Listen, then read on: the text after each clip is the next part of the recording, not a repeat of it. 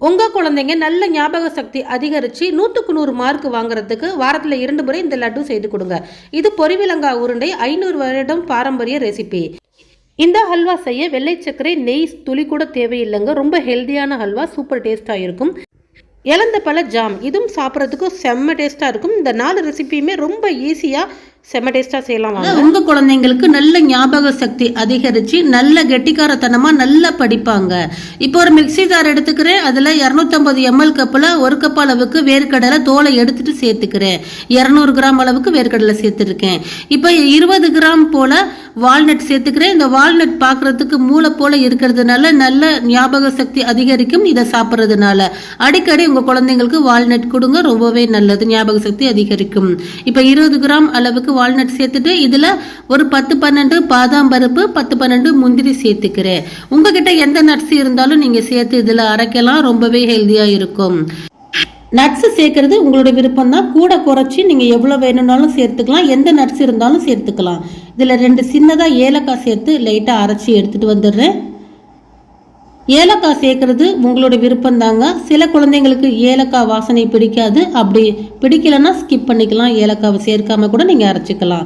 இது பார்க்க ரவை பதத்தில் தான் இருக்கும், ரொம்பவும் நெய்ஸாக அரைப்படாது. இந்த அளவுக்கு இருந்தாலே போதும். இது இப்போ ஃபுல்லாக இருக்கிறதுனால இன்னும் ஒரு 2 பொருள் சேர்த்து அரைக்கணும். அதனால ஒரு பாதியை மட்டும் இன்னொரு பவுலில் சேர்த்துக்கிறேன். சேர்த்துட்டு இப்போ இதில் விதையை எடுத்துட்டு பேரிச்சம்பழம் ஒரு 10 போல் சேர்த்துக்கிறேங்க. ஒரு 10-12 பேரிச்சம்பழம் சேர்த்துனா போதும்.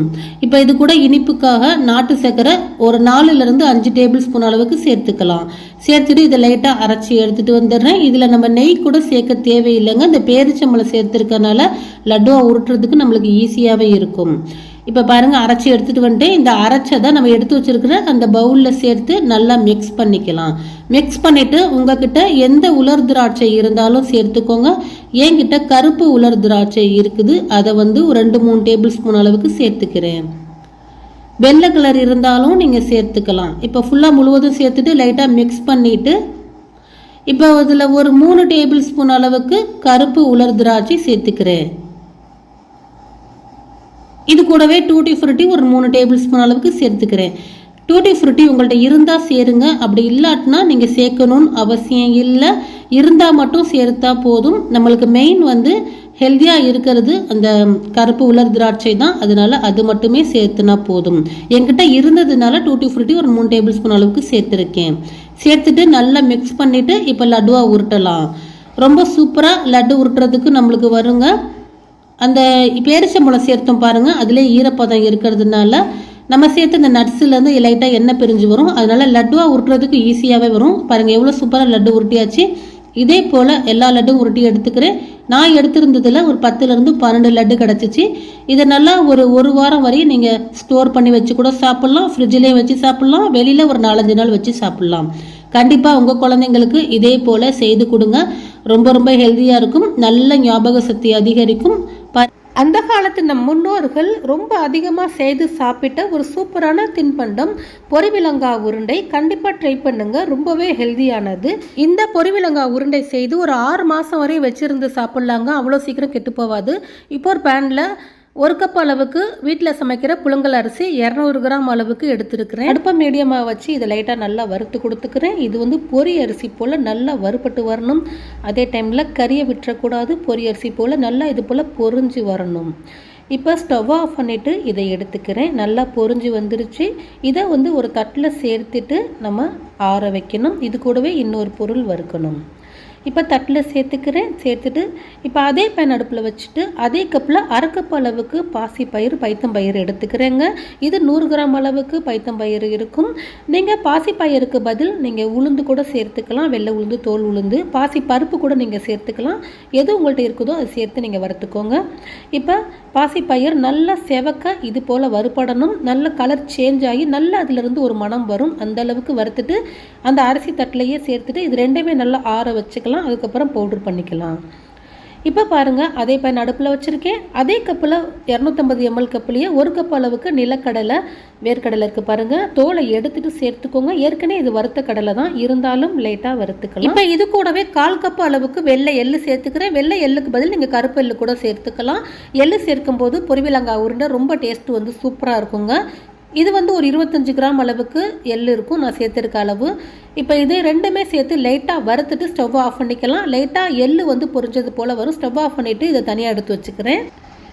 இது போல் தனியாக எடுத்து வச்சுட்டு நம்ம வறுத்து இருக்கிற அந்த அரிசி பயிர் இருக்குது பாருங்கள், அதை மிக்ஸி ஜாரில் சேர்த்து நல்லா பவுட்ரு பண்ணிக்கணும். மிக்ஸி ஜாரில் சேர்க்கும்போது மிக்ஸி ஜார் ஈரம் இல்லாமல் பார்த்துக்கோங்க. அப்போ தான் இதை நல்லா ஒரு 6 மாதம் வரை வச்சு சாப்பிட்லாம், கெட்டு போகாது. இது கூட 3 ஏலக்காய் சேர்த்துட்டு நல்லா நெய்ஸாக பவுட்ரு பண்ணி எடுத்துகிட்டு வந்துடுறேங்க. பாருங்கள் இந்த அளவுக்கு நெய்ஸாக இருக்கணும். இதை ஒரு தட்டில் சேர்த்துட்டு காட்டுறேன் பாருங்கள். இந்த அளவுக்கு நெய்ஸாக பவுட்ரு பண்ணிக்கோங்க. அதிகமாக செய்கிறவங்க நீங்கள் மிஷினில் கொடுத்து கூட வறுத்ததை அரைச்சி நீங்கள் செய்யலாம். நான் கொஞ்சமாக செய்கிறதுனால மிக்சியில் அரைச்சிக்கிட்டேன். இப்போ நம்ம பாகு காய்ச்சணும். அரிசி எடுத்த கப்புலையே ஒரு 1.5 கப் அளவுக்கு வெல்லம் எடுத்துக்கிறேங்க. வெல்லத்தை லைட்டாக தட்டி எடுத்துக்கோங்க, அப்போ தான் அளவுகள் புரியும். இப்போ ஒரு 1/2 கப் அளவுக்கு தண்ணி சேர்த்துட்டு வெல்லம் வந்து கம்பி பதம் பாகு காய்ச்சணும். பாகு பதம் வரணும் வெல்லம். அந்த பாகு பதம் கரெக்டாக இருந்தால் தான் பொரிவிலங்காய் உருண்டை ரொம்ப நாள் வச்சு சாப்பிட முடியும், கெட்டு போகாமல் இருக்கும்.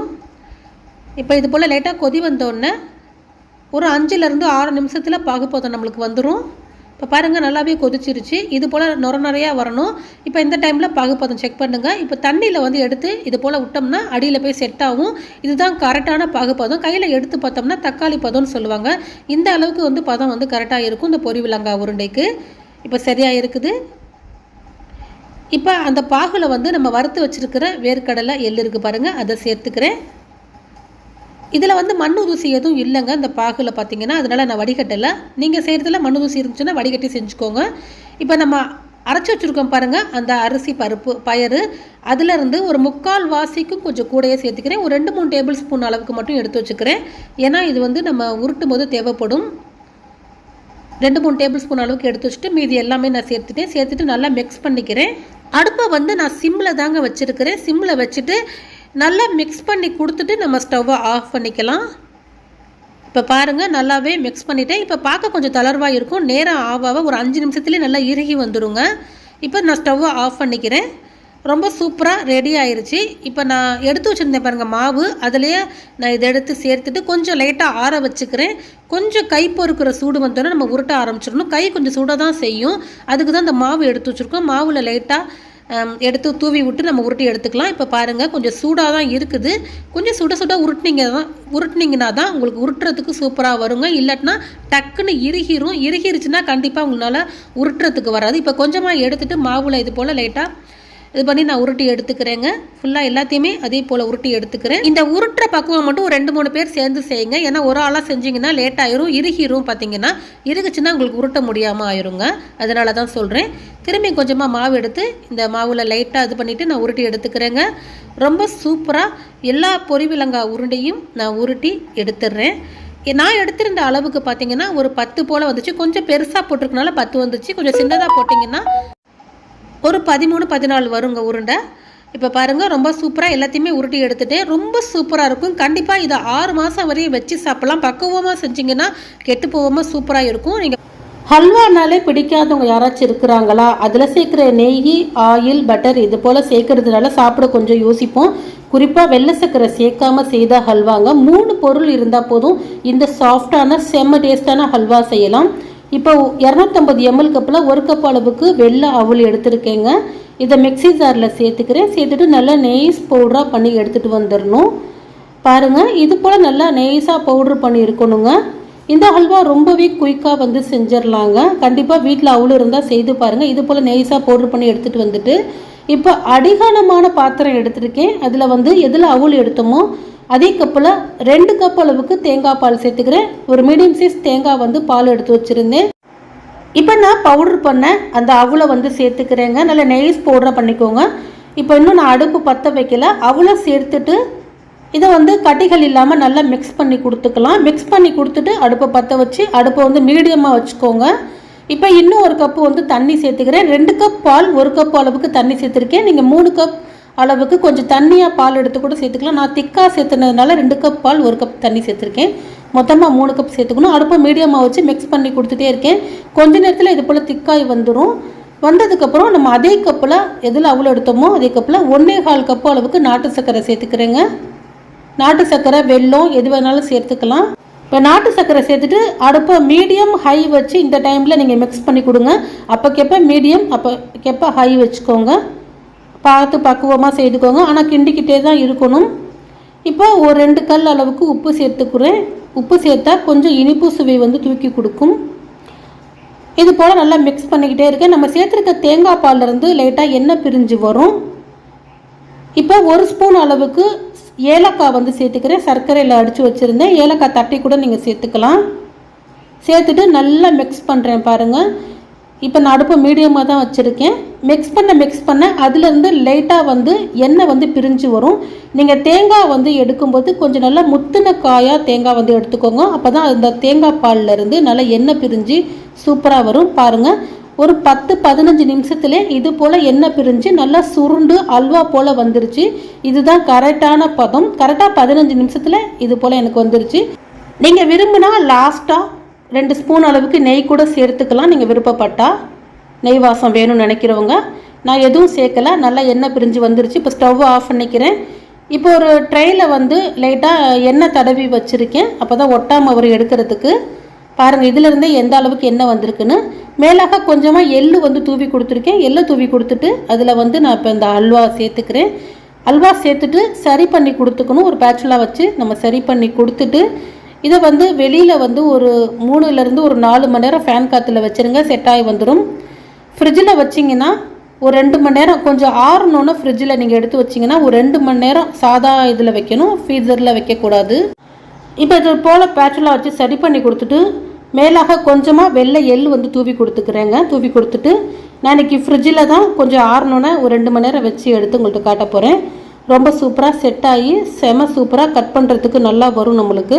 நீங்கள் வெளியில் கூட ஒரு 3 மணி நேரம் வச்சுருங்க ஃபேன் காற்றுல, சூப்பராக செட் ஆயிரும்.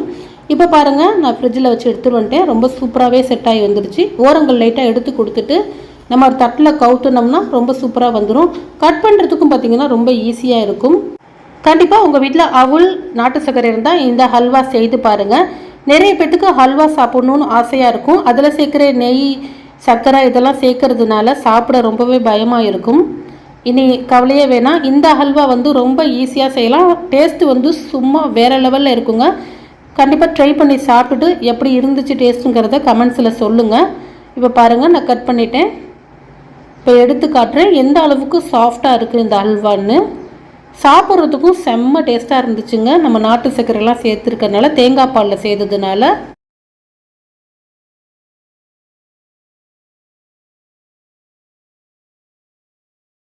80s and 90s கிட்ஸுக்கு இது தெரியாமல் இருக்கவே இருக்காது.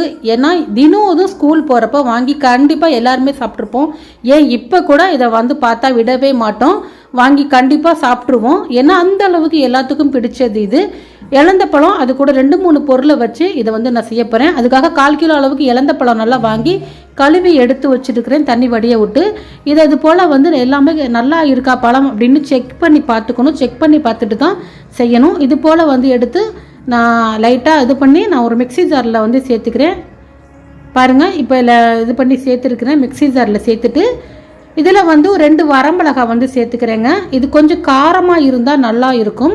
இது பார்த்திங்கன்னா காரம், இனிப்பு, புளிப்பு எல்லாமே சேர்ந்து இருக்கிறதுனால ரொம்ப டேஸ்ட்டாக இருக்கும் சாப்பிட்றதுக்கு. 2 வரமிளகாய் சேர்த்துட்டு லைட்டாக பல்ஸ் கொடுத்து மட்டும் அரைச்சி எடுத்துகிட்டு வந்துடுறேங்க நான். பாருங்கள், இது போல் அரைச்சி எடுத்துக்கிட்டு வந்துட்டேன். இந்த விதையெல்லாம் அரைப்படக்கூடாது, இந்த அளவுக்கு தான் இருக்கணும். ரொம்பவும் நெய்ஸாகவும் அரைச்சிடக்கூடாது, லைட்டாக பல்ஸ் கொடுத்து அரைச்சா போதும். இப்போ ஒரு பாத்திரம், அடிகனமான பாத்திரம் எடுத்துருக்கிறேன். இப்போ நான் அடுப்பு பற்ற வைக்கல, அதில் வந்து இப்போ சேர்த்துக்கிறேன். சேர்த்துட்டு இதில் வெல்லம் இருந்தால் வெல்லம் சேர்த்துக்கோங்க. நான் வந்து இன்றைக்கி நாட்டு சர்க்கரை தான் சேர்த்துக்கிறேன். சப்போஸ் நீங்கள் வெல்லம் சேர்த்துனீங்கன்னா கொஞ்சமாக தண்ணி விட்டு கரைச்சிட்டு நல்லா வடிகட்டிட்டு சேர்த்துக்கோங்க. அப்போ தான் பார்த்திங்கன்னா மண் தூசி இல்லாமல் இருக்கும். நாட்டு சர்க்கரையில் மண் தூசி இல்லை, சுத்தமானதான் நான் சேர்த்துருக்கேன். நான் வந்து 1/4 கிலோ அளவுக்கு அந்த இலந்த பழம் சேர்த்துருக்கேன். அதே போல் 1/4 கிலோ அளவுக்கு நாட்டு சர்க்கரை வந்து சேர்த்துருக்கேன். இனிப்பு சுவை உங்களுக்கு எந்த அளவு வேணும்னா நீங்கள் அந்த அளவுக்கு வந்து சேர்த்துக்கோங்க. இது வந்து எனக்கு கரெக்டாக இருந்துச்சு. இப்போ நாட்டு சர்க்கரையை சேர்த்துட்டு நல்லா மிக்ஸ் பண்ணி கொடுத்துட்டே இருக்கிறேங்க. நல்லா இது போல் மிக்ஸ் பண்ணிவிட்டு இதில் ஒரே ஒரு பிஞ்ச் மட்டும் உப்பு சேர்த்துக்கிறேங்க. உப்பு சேர்த்துட்டு நல்லா மிக்ஸ் பண்ணி கொடுத்துட்டே இருக்கணும். லாஸ்ட்டாக வந்து கொஞ்சமாக வந்து நான் புளி சேர்க்க போகிறேன். இதில் ஏற்கனவே வந்து இந்த பழத்தில் புளிப்புத்தன்மை இருக்கும், இருந்தாலும் கொஞ்சமாக புளி சேர்த்துக்கிட்டோம்னா இன்னும் டேஸ்ட்டு வந்து சூப்பராக இருக்கும். இது பார்த்திங்கன்னா சின்னதாக நெல்லிக்காய் சைஸ் அளவுக்கு புளி வந்து கரைச்சி வச்சுருந்தேன். நல்லா திக்கான பேஸ்ட்டாக தான் கரைச்சி வச்சுருந்தேன். ரொம்ப தண்ணி ஊற்றி கரைச்சி வைக்காதீங்க. கொஞ்சமாக திக்காக பேஸ்ட்டு போட்டால் போதும். ஒரு 3 டேபிள் ஸ்பூன் அளவுக்கு புளி பேஸ்ட்டு வந்து நான் போட்டிருக்கேன். சேர்த்துட்டு நல்லா மிக்ஸ் பண்ணி கொடுக்கணும். அடுப்பை மீடியமாக வச்சு நல்லா சுருண்டு வரணும், அந்த அளவுக்கு மிக்ஸ் பண்ணி கொடுக்கணுங்க. ஒரு அல்வா போல் சட்டியில் ஒட்டாமல் லைட்டாக நல்லா சுருண்டு வந்தோன்னா ஸ்டவ் ஆஃப் பண்ணிவிட்டு நம்ம வந்து ஆற வச்சுட்டு ஒரு பாட்டிலில் போட்டு வச்சுக்கலாம். ஃப்ரிட்ஜில் கண்டிப்பாக வச்சுக்கோங்க. 1 மாதம் வரையும் கூட நீங்கள் வச்சு சாப்பிட்லாம், கெட்டு போகாது. ஃப்ரிட்ஜில் வச்சு சாப்பிட்டிங்கன்னா ஒரு அல்வா பதத்துக்கு வந்தோடனே நம்ம வந்து ஸ்டவ் ஆஃப் பண்ணிட வேண்டியதான். பாருங்கள் கரெக்டாக வந்துருச்சு. இப்போ இந்த அளவுக்கு வந்தோடனே ஸ்டவ் ஆஃப் பண்ணிவிட்டு இதை நல்லா ஆற வச்சுட்டு ஏதாவது ஒரு சில்வர் டப்பா அல்லது பாட்டில், கண்ணாடி பாட்டில் இருந்தால் போட்டு வச்சுக்கோங்க. இதை வந்து நல்லா 1 மாதம் வரையுமே வச்சு சாப்பிட்லாம். ரொம்ப டேஸ்ட்டாக இருக்கும் இலந்தப்பழ ஜாம். இப்போ இருக்கிற பசங்களுக்கு வந்து செய்து கொடுத்தா சாப்பிடவும் மாட்டாங்க. நம்ம சாப்பிட்லாம், ஒன்றும் பிரச்சனை இல்லை. செய்து நீங்கள் சாப்பிடுங்க, ரொம்ப ஹெல்த்தியாகவும் இருக்கும். லைக் பண்ணி ஷேர் பண்ணி ஃபாலோ பண்ணிக்கோங்கப்பா.